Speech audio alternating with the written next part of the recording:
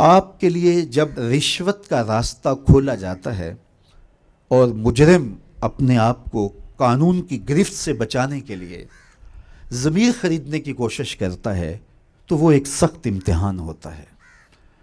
اس وقت اس مقام پہ کھڑا رہنا اور اپنے ضمیر کا سودا نہ ہونے دینا، یہ وہ سرخروئی ہے اور یہ وہ کامیابی ہے کہ جو آپ کو میٹھی نیند بھی دے گی، آپ کو قرار باطن بھی نصیب کرے گی، اور سب سے بڑی بات قیامت کے دن حضور کی شفاعت بھی نصیب فرمائے۔ میں اور آپ جو لکھا ہوا رزق ہے وہ پاتے ہیں۔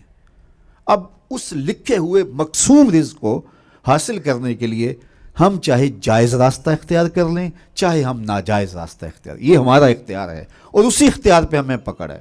بعض لوگ کہتے ہیں کہ فلاں شخص اگر ناجائز فروشی نہ کرتا، 2 نمبر کام نہ کرتا تو اتنا امیر نہیں ہو سکتا تھا، یار حلال کے رزق سے تو بمشکل وقت گزرتا ہے، یہ ایک تاثر ہے۔ ایسا نہیں ہے، جو مقسوم ہے وہ مل کے رہتا ہے۔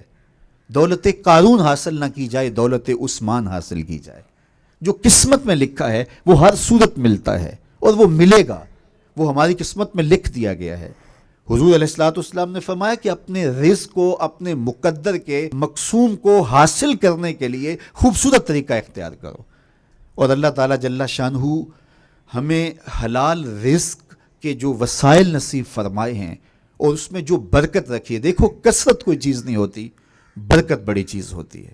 تو عمومی طور پہ آج کی اس دنیا کے اندر چونکہ یہ مسئلہ کسی ایک طبقے کا نہیں ہے، یہ دوڑے لگ گئی ہے، سویر سے شام تک ہر شخص مال و دولت کی دوڑ کے اندر ہر حلال حرام کی تمیز چھوڑے ہوئے ہے، جبکہ ہمارے آقا و مولا نے ہمیں رزق حلال اختیار کرنے کی نہ صرف تلقین کی بلکہ حرام سے بچنے کی اس شدت کے ساتھ تلقین کی کہ اگر کسی شخص کے بطن میں حرام کا لقمہ جاتا ہے تو اس کی جو کم سے کم اس کو سزا ملتی ہے وہ یہ ہے کہ اس کی دعائیں قبول نہیں ہوتی۔ بلکہ علماء نے لکھا ہے اس ضمن میں کہ اگر میرا رزق پاک نہیں ہے، آپ کا رزق پاک نہیں ہے، تو میری اور آپ کی دعا تو قبول نہیں ہوگی، نیک لوگوں کی دعاؤں سے بھی حصہ نکال دیا جائے گا۔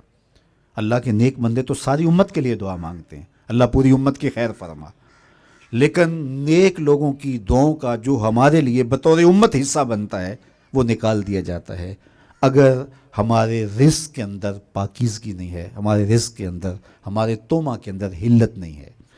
تو یہ ایک اہم چیز ہے جس کا ہمیں ہر صورت کے اندر اہتمام کرنا ہوگا تاکہ ہماری نسل بھی پاکیزہ ہو اور ان کی آخرت بھی بہتر ہو۔ چونکہ رزق حلال سے پلا ہوا جسم اور رزق حرام سے پلا ہوا جسم دونوں میں فرق ہے، اور اللہ تعالیٰ جل شانہ نے ہمیں حلال رزق کمانے کی نہ صرف تلقین کی ہے، حرام سے بچنے کی سخت تاکید کی۔ ہمارے بزرگ و صوفیہ فرماتے ہیں کہ جو شخص رزق کی پاکیزگی کا اہتمام نہیں کرتا تو اس کا باطن کبھی بھی روشن نہیں ہو سکتا، حتیٰ کہ اس کے ضمیر کو مرتے ہوئے بھی دیر نہیں لگتی ہے۔ تو مجھے بھی، آپ کو بھی اور پوری قوم کو ہمیں پاکیزہ رزق کو اختیار کرنے کے لیے تگ و دو، تردد، کوشش اور محنت کرنی چاہیے، اور اللہ کی طرف سے دیے گئے تھوڑے رزق پر توکل سیکھنا چاہیے۔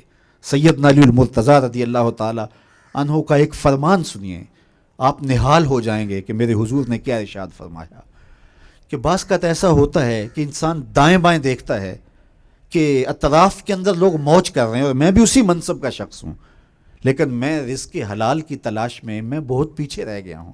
تو سنیے اس کا کتنا بڑا وعدہ میرے حضور نے دیا، جو اللہ کے دیے گئے تھوڑے رزق پہ راضی ہو گیا، اللہ قیامت کے دن اس کے تھوڑے عملوں پہ راضی ہو جائے گا۔ جب آپ افسر بنے تو آپ جن دنوں میں پڑھتے تھے، جن دنوں میں تیاری کرتے تھے امتحانات کی، تو دن رات ایک تھا، شادیاں بھی چھوڑ دیتے تھے، خوشیاں بھی چھوڑ دیتے تھے، نیند بھی پوری نہیں ہوتی تھی، کھانا بھی بعض کا ٹھنڈا ہو جاتا تھا۔ کیوں؟ آپ کی ایک منزل تھی کہ میں اس منزل کو حاصل کرنے کے لیے یہ محنت کر رہا ہوں۔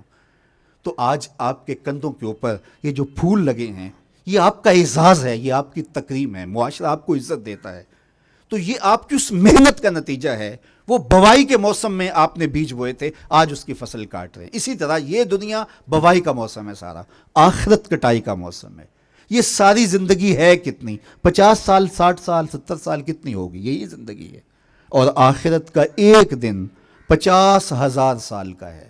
قرآن بتاتا ہے 50 سال کا نہیں، 100 سال کا نہیں، 50,000 سال کا ایک دن. اس زندگی کے مقابلے میں اس 60 سال 50 سال کی زندگی کو رکھو، جس میں بڑھاپے کے دھکے بھی ہیں، بچپن کی مدہوشیاں بھی ہیں، تیسرا حصہ سو کے بھی گزارا ہے. 17-18 سال زندگی بنتی ہے. جب موت آتی ہے تو اس وقت بندہ سوچتا ہے یار زندگی تو گزر ہی جانی تھی، لیکن اس وقت ہاتھ ملنے سے کچھ نہیں ہوتا. آج وقت ہے، وقت پر کافی ہے قطرہ بھی آب خوش ہنگام کا. جل گیا جب کھیت برسا می تو پھر کس کام کا.